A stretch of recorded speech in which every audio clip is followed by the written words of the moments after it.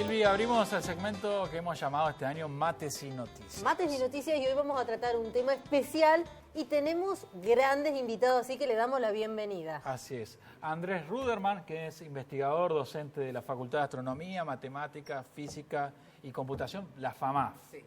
Y el señor Pedro Pérez, que también proviene de la misma unidad académica, la FAMAF, docente, investigador y secretario general de la facultad, ¿lo es cierto? Buenos días, ¿cómo les va? Bueno, un gusto recibirlos. Siempre que vengan de la Universidad Nacional de Córdoba, por supuesto, grandes profesionales. Hay una situación que se viene planteando, que uno tenía ciertas dudas y se empieza a validar, que es el desfinanciamiento de la investigación científica, ¿no? Lo que antes, en la década del 90, se llamaba fuga de cerebro, porque al no tener expectativas de desarrollo de la investigación científica en Córdoba y en nuestro país, migraban los jóvenes investigadores. ¿Esto está pasando de vuelta, Andrés? Está pasando de vuelta y los números son catastróficos. A ver, la ciencia y la tecnología en Argentina siempre se pensaron como un doble rol, un rol de desarrollo, lo que es el conocimiento universal, pero además... Discúlpame, Andrés. Sí. Vamos, Pedro, discúlpame que te interrumpa, Andrés, porque ahí te cambian el micrófono, ¿no? Porque tiene una dificultad. Pedro, te quería preguntar respecto a esto que viene describiendo Andrés, ¿no? Esta desinversión, la caída del Producto Bruto en cuanto a lo destinado a la inversión científica, ¿no? Sí, bueno, hay una decisión política originaria. Esto tiene muchos años ya de plan. Digamos, la destrucción del aparato científico-tecnológico nacional y del proyecto industrialista del país viene del año 1976. Nosotros, incluso desde 1966, nosotros estamos sufriendo la cuarta fuga de cerebros, digamos. En el 66 con la intervención de las universidades públicas por Onganía. Los bastones largos. Los bastones largos. En el 76 con la dictadura cívico-militar que terminó, si no desapareciendo y torturando, expulsando a los académicos y a los intelectuales de este país.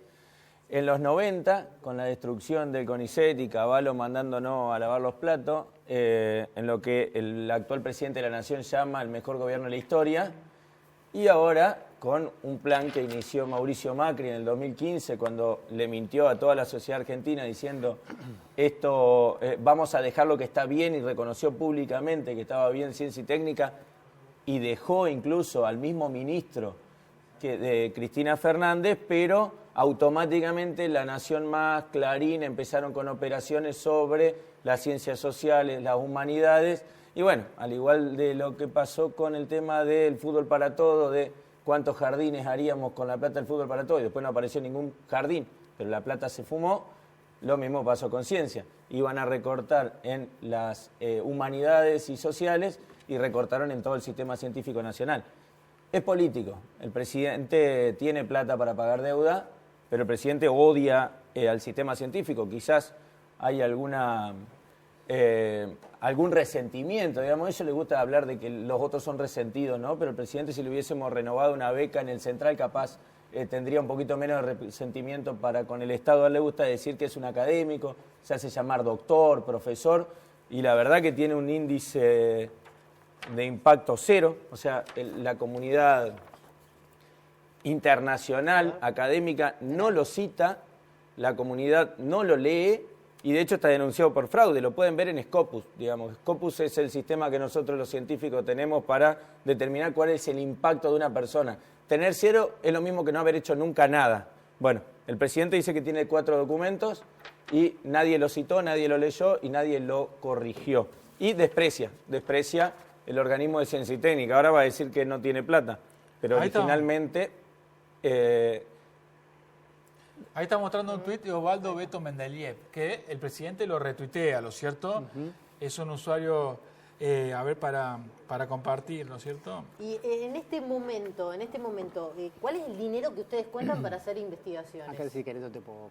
Dale, ¿Cuál es el dinero que cuentan para hacer investigaciones? Los números que estábamos trabajando hacia lo que es finales del 2023, la función ciencia y técnica, que es lo que incluye financiamiento de CONICET, financiamiento de CONAE, financiamiento de agencias de promoción científica y técnica, representaba un 0,3% del PBI. Ese porcentaje cae, acá también tengo los números, ese porcentaje cae al 0,2. Mostralo ahí, Una Andrés. caída, estos son datos que están publicados, se pueden sacar del presupuesto nacional, una caída del 32%. El problema no es solamente la caída en lo que es el financiamiento directo a ciencia y técnica, sino que además... 32% Sí, de caída. de caída del financiamiento a la ciencia y la técnica. A eso se le suma Medio año. 32%, es muchísimo, Es muchísimo. imagino. más de 220% de inflación Claro. en lo que va de la gestión Milei. Y además, algo que es terrible y de lo que no se está hablando y que hace a lo que es un clima de época, que es la subejecución de los presupuestos. Estamos viviendo un momento de la política donde pasa mucho por la imagen, pasa mucho por lo que se dice, pero no por lo que se hace. Entonces, se anuncia que se van a hacer grandes cosas o que se van a hacer grandes inversiones y después el dinero nunca se ejecuta. Hoy, la ejecución de un presupuesto está al 30%, está 26% por debajo de la misma fecha del año pasado. Claro. En ese sentido, ¿qué es lo que empieza a pasar? Ahí estamos viendo el gráfico, mira en pantalla, Andrés. La caída es estrepitosa realmente. Sí, es estrepitosa. ¿Qué es lo que empieza a pasar? Hay menos becas, o sea que los estudiantes de licenciatura que terminan su carrera y quieren hacer un doctorado en el país tienen menos oportunidades. No se puede, claro. Los que quieren continuar con su doctorado y hacer una postdoc, que son los caminos que nosotros tenemos, tampoco tienen tantas posibilidades. Y después lo que termina sucediendo es que los ingresos a la carrera de CONICET se frenan. Se difieren las camadas, se difieren los llamados, entonces empiezan a comerse cada tantos años algunas. Esto ya pasó con Macri, vuelve a pasar ahora. ¿Y qué hace todo esto? Genera un cóctel donde la gente tiene bajos sueldos, no tiene garantía de estabilidad laboral, no tiene garantía de que va a poder continuar en el sistema. Se nos va la gente. Eso te iba a decir, Se nos ¿se va va la gente? se nos está yendo la Claro, gente. es gravísimo. Y los que fueron a formarse al exterior queriendo volver, yo me fui a formar al exterior y volví en el 2014, 2013-2014, por ejemplo, yo soy un caso, no están pudiendo. Y a todo eso se suma además que el 71% del presupuesto ejecutado en ciencia y técnica solo es sueldos. Para que se den una idea, la ciencia es como construir una casa, pensemos en eso así. Uno tiene que pagar los sueldos al trabajador, Sí. pero además tiene que pagar el material. Lo que nosotros recibimos, además de los sueldos, son los dineros de fondos públicos, o a veces que vienen de subsidios del BID, de préstamos del BID, para financiar lo que es la compra de material, para financiar lo que es la compra de equipamiento, para financiar el arreglo de equipamiento. Se nos están rompiendo los equipos. No podemos comprar equipos nuevos. A ver, la exportación más grande de Argentina fue un reactor nuclear ya en mano a Australia. La ciencia no es un costo, la ciencia es una inversión. Si vos a una fábrica le dejas de poner dinero y se te empieza a romper el equipamiento y se te empieza a degradar, estás perdiendo mucho dinero, se está depreciando el capital y a la larga la inversión es mucho más grande que si hubieses continuamente aportado fondos para que eso funcione. Lo que está sucediendo es eso, se nos está destruyendo todo, estamos pudiendo dejar de sostener las investigaciones y eso le produce una pérdida del país enorme, no solamente en personas, sino material. Sí, me parece que es la lógica y la política de este gobierno, ¿no? Que suceda eso que vos estás Es que describiendo. volvamos al tuit que mostraste, Pedro, de Beto Mendeleyev, que lo podemos mostrar en tamaño más grande, ¿no? Porque eso es retuiteado por el presidente tratando a los trabajadores del CONICET de ñoqui, ¿no es cierto? Pero Ahí lo ahí que está. dice es, si con el cierre de Telam estoy teniendo picos de éxtasis, realmente no me imagino lo que me pueda provocar cuando tiren abajo medio ñoquiset. Así se refiere el presidente, porque lo retuitea, a los trabajadores investigadores de... Yo no quiero hablar mal de una persona que evidentemente tiene problemas psiquiátricos, digamos, es patológico. El presidente es egresado a una carrera de grado de una privada como la Belgrano. No puede hablar de ñoquiset a quienes desarrollan satélites, a quienes desarrollan reactores nucleares o a quienes desarrollan teoría de vanguardia en el campo de los derechos humanos. Es una persona con problemas, con un gran problema de prejuicio y de resentimiento, que además se enmarca en un proyecto de país en el cual nosotros tenemos que ser productores de materia prima y una especie de timba financiera, el resto sobramos. Nosotros tenemos un problema que, como decíamos, estamos en la cuarta fuga de cerebro, ya a veces ni siquiera necesitamos que se nos vayan del país, directamente van a trabajar a su casa con la computadora. A mí, lamentablemente, no lamentablemente, orgullosamente me toca administrar una facultad, pero lamentablemente tiene un presupuesto de $300.000. Eso gasta un estudiante de doctorado, el segundo año del doctorado, en cualquier país de los que reivindica el presidente, en un detector y un tubo de rayos X. ¿Bien? Y nosotros con $300.000 nos tenemos que manejar todo el año en una institución de 400 personas, 400 trabajadores, que cada vez tiene más estudiantes. Digamos, pueden ir a ver la matrícula. El fenómeno de la programación y la computación. Claro. Nosotros tenemos estudiantes de computación sentados en los pasillos, cada vez menos docentes. Todo el tiempo estoy firmando resoluciones de renuncias de docentes porque se van al sector privado porque ya no les alcanza. Sí. Así como cuando se te rompe una máquina no la podés arreglar, al docente cuando se le rompe el auto quedó tirado porque no lo puede arreglar. Se le rompe la heladera y tiene que salir a comprar una usada o a reemplazarla porque no la puede arreglar. Bueno, lo mismo está pasando con las universidades. Perdemos docentes, no los podemos reponer y estamos teniendo cada vez más estudiantes que quieren tener esa salida, porque es la única más o menos rápida y viable que encuentran. Entonces, la universidad pública se está destruyendo y se está sosteniendo a voluntad de los docentes, pero que no pueden seguir soportando esto y que tienen constantemente oferta de trabajo, como le gusta decir al presidente, en el sector privado. ¿Bien? Bien. Un sector privado que el que reivindica el presidente, como el caso de Elon Musk, recibe todos los días una millonada de dinero del Estado norteamericano. Porque no existe que el sector privado pague viajes al espacio. Eso lo paga el Estado para desarrollar determinadas áreas de la ciencia y la tecnología. Pero bueno, acá en este país parece que somos de segunda, de tercera, de cuarta y no hay que financiarlo. La plata es como la Universidad Nacional de Córdoba. La plata para sostener los SRT está. El rector puede contar las cuentas donde tiene más de 130.000 millones de pesos y podría arreglar el problema de los SRT con 2.000, pero anuncia una pensión para estudiantes en el centro que sale mucho más cara que construir monoblocks y no resuelve el problema de los SRT porque quiere congraciarse con el presidente. El año pasado lo teníamos haciendo campaña con Patricia Bullrich. Porque dicen que la universidad, el presidente dice que, a mí me molesta que el presidente diga que la universidad es un centro de adoctrinamiento, de izquierda, de zurdos. Bueno, en la Universidad Nacional de Córdoba pueden googlear y encontrar las fotos. En el comedor universitario, Patricia Bullrich, el señor que en ese momento era vicepresidente de los SRT, John Boretto, y Luis Juez, Rodrigo de Loredo y Petri, que hoy dos de esas personas son ministros de este gobierno, estaban haciendo campaña y no eran precisamente los candidatos de los zurdos, como dice el presidente. Andrés, te quiero preguntar respecto a tu regreso al país, ¿no? Vos decís 2013-2014, donde apostaste por el país a seguir avanzando con tu desarrollo profesional y esta situación tan complicada que estás atravesando. ¿Vos estás pensando particularmente migrar nuevamente, continuar tu formación afuera? ¿Cómo?